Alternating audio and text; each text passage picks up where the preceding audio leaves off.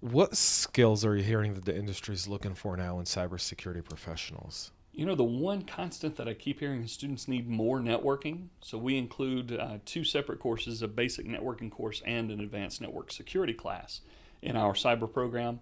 But that's probably a good thing for everybody to know a little bit more about. And then a little bit of programming. Coding is not an everyday part of most cyber jobs, but it is a gateway into a lot of other fields of IT.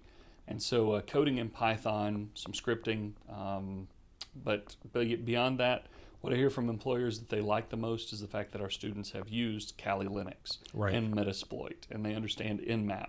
Some of the real tools that they use, at least at an entry level in a lot of those jobs.